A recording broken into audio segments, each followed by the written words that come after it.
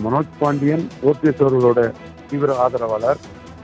இன்றைய சூழ்நிலையில அவர் மத்திய மாவட்டத்துக்குள்ள ஆலங்குளம் சட்டமன்ற தொகுதியில ஏற்கனவே 8 லட்சம் வெற்றி பெற்றவர்.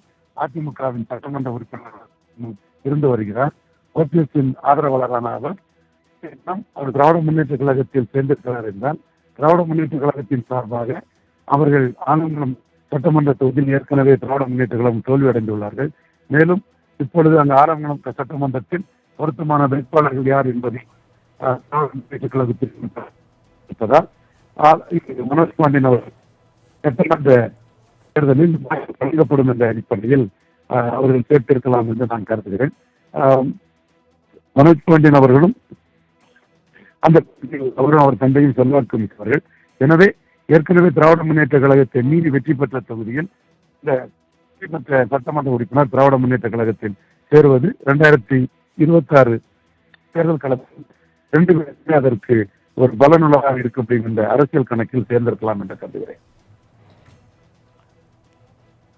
சட்டமன்ற தேர்தல் நெருங்குவதற்கு இன்னும் 4 மாத காலங்களே இருக்கக்கூடிய நிலையில் அதிமுக கட்சியை பொறுத்தவரை பல்வேறு குழப்பங்களும் இழுபறிகளும் நீடித்து வருகிறது. குறிப்பாக அதிமுகவிலிருந்து சமீபத்தில் நீக்கப்பட்ட செங்கோட்டையன் அவர்களும் தேர்தல் ஆணையத்துக்கு இரட்டை இலை விவகாரம் தொடர்பாக விரைவில் விசாரணை வேண்டும் என்ற ஒரு கோரிக்கை முன்வைத்தும் கடிதம் எழுதியிருக்கிறார். அது தொடர்பாக உங்க கருத்து என்ன?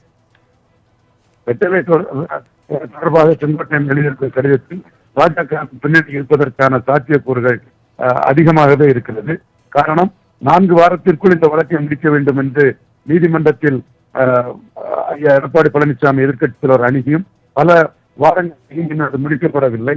காரணம், அந்த வழக்கை தேர்தல் நேரத்தில் குறிப்பாக ஒரு 2 தாமரை என எடப்பாடி பழனிசாமியிடம் பெறுவதற்கும் தங்களுடைய எடப்பாடி பழனிசாமியிடம் இதுவரை செய்ய முடியாத இந்த அடிப்படையிலும் பாஜக பயன்படுத்துவதற்கான வாய்ப்புகள் பிரகாசமாக இருக்கிறது.